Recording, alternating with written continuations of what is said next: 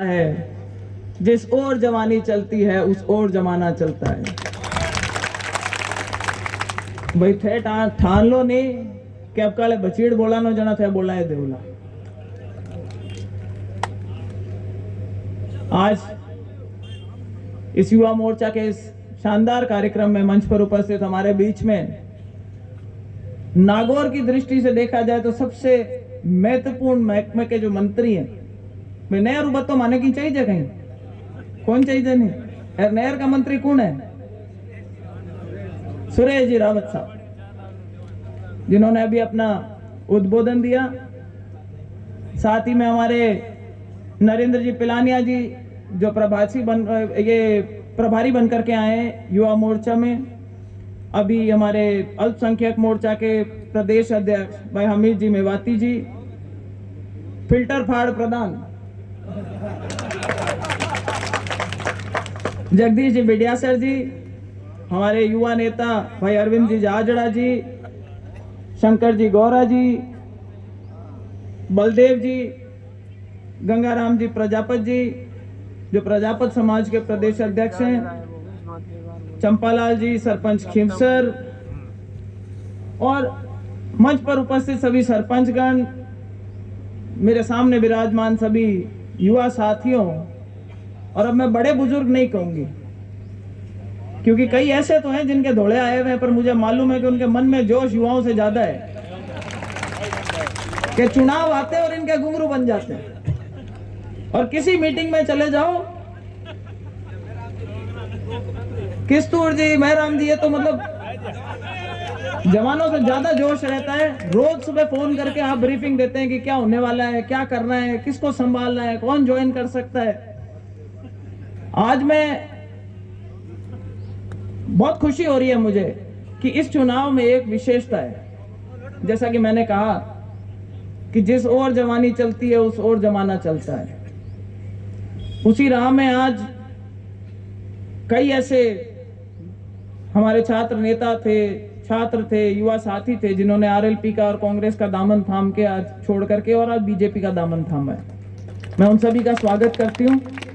इसी श्रृंखला में कल एक आप लोगों ने भी सोशल मीडिया पे देखा होगा, हमारे बीआर मिर्दा कॉलेज के अध्यक्ष रहे भाई छोटे मेरे वासुदेव जी बाता, इन्होंने भी कल भारतीय जनता पार्टी ज्वाइन करी है। इनके लिए एक जोरदार ताली बजा करके वही स्वागत करें। बहुत ही व्यवस्थित इंसान है, बातचीत करके इंसान को पता चलता है कि वाकई में उम्र छोटी है पर ठहराव बहुत ज्यादा है। देखो, मैं कोई लंबे भाषण नहीं दूंगी, मैं सिर्फ इतना कहना चाहूंगी, ये मैंने मेरे भाषण में जब नामांकन रैली थी उसमें भी आप लोग कई लोग आए होंगे और वहां पर भी मैंने ये चीज बोली थी। मीडिया ने भी इसको उठाया था और कई नेताओं को गलतफहमी भी हो गई थी, इसलिए मैं उस बात को आज एक बार दोहराना चाहूंगी। आप कई जो गलत मानसिकता रखते हैं उन नेताओं ने बोला कि ज्योति मिर्धा ने ये बोला कि ये मेरा चुनाव है। ज्योति मिर्धा ने ये नहीं बोला था। मैंने क्या बोला था कि ज्योति मिर्धा इस चुनाव को रेवत डांगा जी का नहीं अपना चुनाव मान करके चुनाव लड़ेगी। इन दो बातों में बहुत अंतर है और मैं आप सबसे भी यही आग्रह करूंगी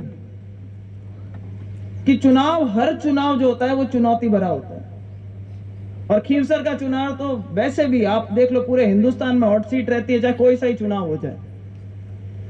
तो इसको भी हम चुनौती मान के चलेंगे क्योंकि पिछले दो चुनाव में हमारा अंतर जो था वो बहुत कम रहा। रेवत डांगा जी जब खड़े हुए, लोगों के अंदर एक भावना बहुत अच्छी थी उनके प्रति, जिताना चाहते थे, बहुत लोग साथ में जुड़े और केवल मात्र 2000 वोटों से चुनाव हार गए। और उस टाइम लोगों के मन में यह शंका थी कि पता नहीं भाई जीतेंगे भी या नहीं जीतेंगे। क्यों? क्योंकि सामने वाले नेता जो हैं वो थोड़े प्रचार के ज्यादा मास्टर हैं।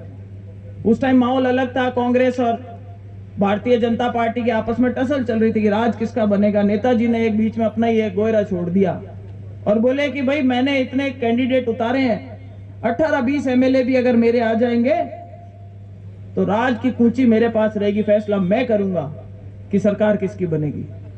तो हमारे भोले वाले लोग हैं, कई बहकावे में आ गए कि शायद राज की कुंची आ ही जाए हाथ में, हो सकता है हमारे खीमसर का भी भला हो जाए। तो उसके चलते कुछ लोगों ने वोट दे दिए और रेवत जी उस मामले में केवल मात्र 2000 वोटों से पीछे रहे।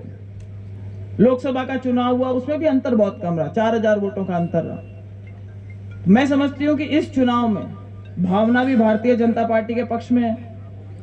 सरकार अपनी बनी हुई है, केंद्र में सरकार है, राजस्थान में सरकार है, तो ये शंका तो किसी के मन में है ही नहीं कि भाई राज आएगा नहीं आएगा, वो शंका खत्म हो चुकी है। सरकार है, सरकार स्थिर है और अगले 5 साल तक ये सरकार रहेगी, इसमें किसी को कोई शक नहीं है।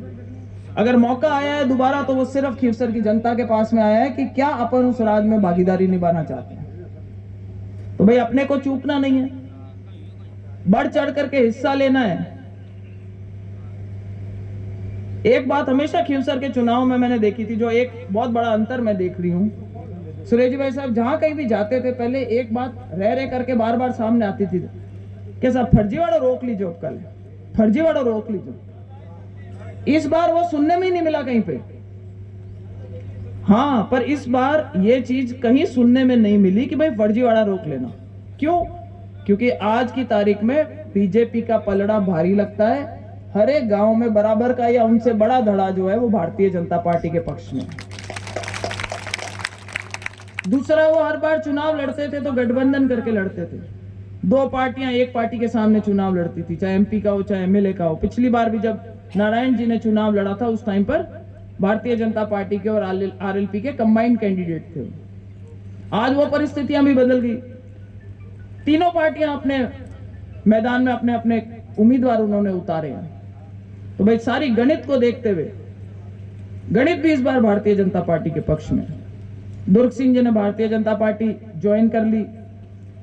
अशोक जी चौधरी जो अभिनव पार्टी के थे, रेवत जी के टाइम उन्होंने चुनाव लड़ा था, कुछ वोट उनके बट गए थे रेवत जी के, उन्होंने भी इस बार समर्थन रेवत डांगा जी को दे रखा है। तो इसके चलते अब गणित अपने पक्ष में आ गई, सरकार अपनी है, तो मैं समझती हूं कि हमारी राहें काफी आसान हो जाती हैं। लेकिन अब हमें शांति से इस बात को सोच करके कि हम चुनाव जीत गए या माहौल बहुत अच्छा है और हम तो जीत ही जाएंगे, इस बात में नहीं लगना है।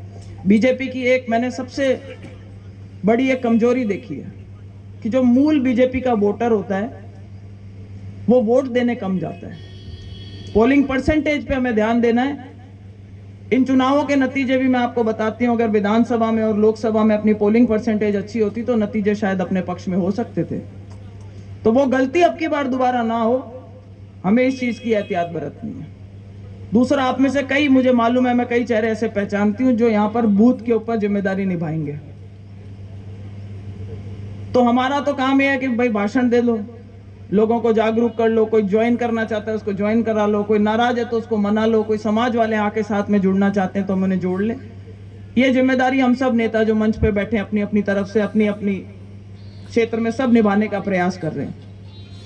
आप लोगों से मैं ये उम्मीद करती हूँ कि बूथ की जिम्मेदारी आप लोगों को, जब वोट पड़ने का समय आए तो अपने वोट कितने रह गए, उनको कितने वोट डलवाने के लिए हमारे को व्यवस्था करवानी है, उनको जागरूक करना है, पर्चियां समय से चली जाएं, उनको हम बता दें और वोट डल जाए, इस बात पे ध्यान देना है।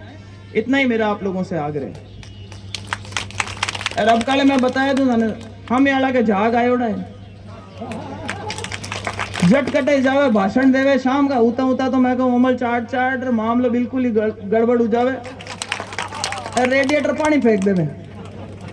हमारे काले परसों एक भाषण दियो और भाषण में कहे कि भैया जीत भी जाए जना कहीं किसी मुख्यमंत्री बन जाए, ये कोना में बैठी रही जना भाई कहने फालतू वोट बर्बाद करवाओ। मैं तो ही कहवा कि था रेवत जी ने जिताओ, पूरा पार्टी को जको बाहर है बाके लारे रेवेला, बाकी ताकत बन बाके मजबूती राखेला, तो बन जिताओ। और मैं तो कहूँ कि कोई मंत्रियों कम बाकी ताकत नहीं हुए हैं, कोई इंतजाम तो आप कर दे वहां सगला मंत्री मिल। तो भाषण वो कई देंगे, बरगलाने वाले भाषण देंगे, कई बोलेंगे उधर मैं जीत रहा हूं इधर मैं जीत रहा हूं। मैं कहूं इस बार कंपटीशन चल रहा है कि चांदा पट्टी आगे रहे, सोलक आगे रहे या थड़ी आगे रहे। और मुझे ऐसा लगता है कि इस बार तीनों क्षेत्रों में अपन जीत करके अच्छी बढ़त लेकर के निकलेंगे, लेकिन वो तभी पॉसिबल होगा जब आप लोग मेहनत करेंगे, आप लोग एक एक वोट डलवाने का प्रयास करेंगे रेवत जी के पक्ष में। और जब 19 तारीख को वोटिंग ना हो जाए तब तक अपने को शांति नहीं बरतनी, तब तक मेहनत करते रहना है, ताकि 13 तारीख को, ताकि 23 तारीख को जब नतीजे अपने पक्ष में आए, तो जैसे अभी धनंजय सिंह जी बोल करके गए ना कि पटाखे अपन उस दिन फोड़ेंगे, तो वे पटाखे अपन उस दिन फोड़ करके दूसरी नहीं तीसरी दिवाली मनाएंगे। इस बार 2 दिवालियां तो पहली मन गई, कंफ्यूजन चल रहा था, आज दिवाली है कल रामासामा है, बोले नहीं आज भी दिवाली है कल भी रामासामा है, 2 बार तो अपन मना चुके हैं, तो तीसरी बार 23 तारीख को मनाने की तैयारी करें, ऐसा मेरा मानना है। और वो सब आप ही लोगों के सहयोग से संभव हो पाएगा। इसी आशा के साथ मैं ज़्यादा लंबा भाषण नहीं देकर के अपनी बात को विराम देती हूँ और एक बार पुनः आप सबसे आग्रह करती हूँ कि भाई सारे ज़्यादा से ज़्यादा युवाओं को जोड़ो। युवाओं के जुड़ने से देखो, हमारे पिछले कुछ समय में जैसा मंत्री जी ने बोला, वास्तव में खींवसर के अंदर एक तरीके की गिरावट आई है। हमारे यहाँ पर इस चीज को ताकत का अंदाजा मान लिया गया था कि भाई अगर कोई मोटरसाइकिल पकड़ ली तो फोन करके कौन छुड़वाएगा, अगर किसी का ट्रैक्टर पकड़ लिया तो उसको कौन छुड़वाएगा। देखो, रोजगार के अच्छे सही अवसर पैदा हो ताकि हमारे जो युवा साथी हैं वो सीधे धंधों में लग सके, अच्छे काम कर सकें, उन्नति कर सकें, समाज में उनका नाम हो सके और 36 कौम के लोगों का एक आपसी जो सौहार्द है, एक आपसी जो तालमेल है वो बन करके चल सके। इस बात की एक बार पुनः हमें शुरुआत करनी है। 13 तारीख को रेवत जी को ज़्यादा से ज़्यादा वोट दे करके जिताना है। इन्हीं शब्दों के साथ आप सब यहाँ पे पधारे, आप सबका बहुत बहुत धन्यवाद। और अब की बार एक जयकारा लगाएंगे और कांग्रेस का छोड़ के और उसके बाद में RLP का ऑफिस है वहाँ तक सुनाई देनी चाहिए। अगर इतना जोश है तो बोल देना मुझे, नहीं तो जयकारा नहीं लगाते, शर्म आ जाएगी फिर अपने को। है जोश? पक्की बात है? बोलो भारत माता की, भारत माता की। राम राम सर।